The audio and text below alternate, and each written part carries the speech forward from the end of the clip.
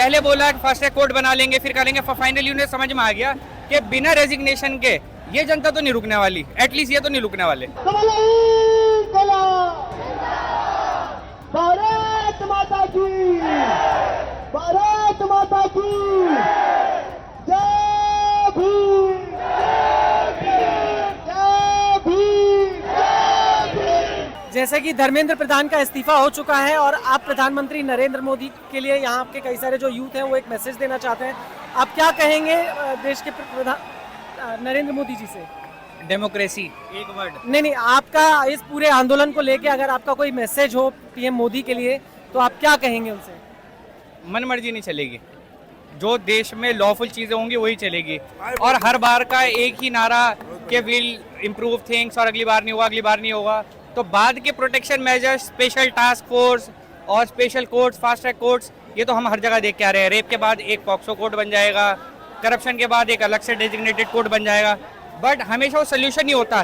कुछ preventive measure भी लेने पड़ते हैं, कुछ सख्त कदम उठाने पड़ते हैं जिसमें अकाउंटेबिलिटी आप तय करोगे, अपने लोगों की तय करोगे। तो वो अकाउंटेबिलिटी तय हो गई है, and thanks to this person, क्योंकि लोगों को लगता था गांधी जी गायब हो गए, पॉलिटिक्स में इतने मीम बनते थे, बट गांधी जी के बताए हुए रास्तों पे अब हमने देख लिया है कि देश में कोई भी काम कराना हो पीसफुल तरीके से कर सकते हैं through the means of Mahatma Gandhi ji. 2 बार जो है प्रधानमंत्री नरेंद्र मोदी ने एक इंस्टाग्राम पर अपनी रील डाली जिसमें डायरेक्टली उन्होंने छात्रों को, यंगस्टर्स को संबोधित किया। उन्होंने जो मैसेज दिया, आप उस मैसेज पे क्या कहेंगे, क्या प्रतिक्रिया देना? मैं ईमानदारी की बात बोलूं, मैंने सिर्फ उस पर मीम बनते हुए देखा, मेरे को कुछ समझ नहीं आया क्या बोला उन्होंने, बस एक ही वर्ड सुनाई दिया था, फ्रेंड्स। आपकी बार अगर आप चाहें कि मोदी जी युवाओं को संबोधित करें तो आप लोग उनके मुंह से क्या सुनना चाहेंगे? सच सच, अपने मन की बात नहीं ना दिल की बात, सच सुनना चाहेंगे उनसे। तो अभी आपको लगता है अभी तक पीएम ने जो 2 रील डाली अभी तक तो बच रहे हैं, एस्केप रूट ढूंढ रहे हैं कि यार इससे बचने के लिए क्या करूं। पहले बोला फास्ट ट्रैक कोर्ट बना लेंगे फिर करेंगे, फाइनली उन्हें समझ में आ गया कि बिना रेजिग्नेशन के ये जनता तो नहीं रुकने वाली, एटलीस्ट ये तो नहीं रुकने वाले। दोबारा से आप फिर किसी कोई नए विषय पे दोबारा से इस तरीके से यहाँ पर एकजुट होंगे? बिल्कुल 100%। कोई एक मुद्दा जो है अभी इस एग्जाम के अलावा आप लोगों की नजर में हो? Ethanol blending, E20 ethanol blending. Ethanol blending, ethanol की मात्रा बढ़ाने से कितनी दिक्कतें हैं, इन्फ्लेशन पे क्या फर्क पड़ रहा है, सब कुछ।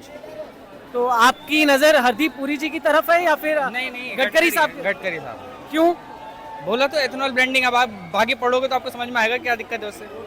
नहीं, वो तो सड़क के मंत्री हैं। सॉरी हरदीप पुरी है। हाँ, नहीं, तो लेकिन फिर गडकरी की तरफ क्यों इशारा? गडकरी नहीं, एथेनॉल ब्लेंडिंग जो पेट्रोलियम मिनिस्टर हैं उनके ऊपर है, उनके ऊपर है। हाँ करेक्ट। गडकरी जी के लिए कुछ कहना चाहेंगे?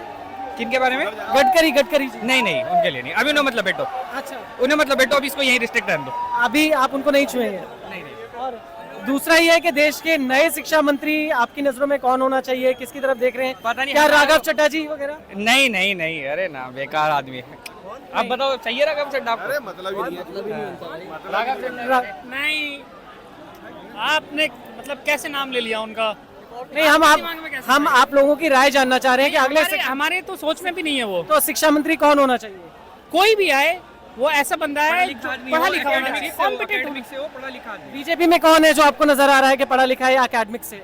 As of now I can not see anyone कि बीजेपी में कोई ऐसा बंदा है जो फिगर है, जो कैबिनेट में भी है अभी जो लोग, they are not for the education minister right now. तो we need someone who can like lead from the front. Education is a big thing. आप इस देश को बनाओगे, किस तरफ लेके जाओगे, ये तय करेगा कौन? शिक्षा। और बीजेपी में नहीं है तो फिर सरकार किसको बनाएगी? अभी मिनिस्टर को बाहर से बनाया जा सकता है, कानून में कैसे प्रावधान है। कैसे बाहर से? Sonam Wangchuk is a good name, और क्या हमारे लिए तो वांगचुक जी ने तो प्रधान साहब का इस्तीफा करवा दिया। आप कह रहे हैं कि जिन्होंने उनकी कुर्सी खाली करवाई है आप उन्हीं को ही लाके उनकी कुर्सी पे बैठाने की बात कर रहे हैं? क्यों नहीं? अगर कोई अच्छा बंदा है, अगर कोई अच्छा, कोई कैपेबल है जो देश के लिए अच्छा कुछ कर सकता है, शिक्षा के लिए अच्छा कर सकता है, तो हम उसको क्यों ना लाएं? वो चाहे इस पार्टी का हो या उस पार्टी का हो, या वो किसी भी पार्टी का ना हो, वो आम इंसान हो। तो वो तो बिल्कुल हटके हैं, वो तो अभी लाइक ही टोल्ड कि वो अभी पॉलिटिक्स में इंटरेस्टेड नहीं है। हाँ, आप यहाँ पर काफी देर से मैं देख रहा हूँ, आप सुन रहे हैं बहुत गंभीरता से इस पूरी चर्चा को। आपके हिसाब से जो है प्रधानमंत्री नरेंद्र मोदी के लिए क्या संदेश होना चाहिए इस पूरे आंदोलन के बाद? आई थिंक ये केवल मोदी जी के लिए नहीं, सबके लिए एक संदेश है कि no government should think itself as invincible, infallible, कि वो गलती नहीं कर सकते, वो गलत नहीं हो सकते. The main thing is democracy and constitution, it is supreme, it is above everything. और we the people of India, power उसके हाथ में है.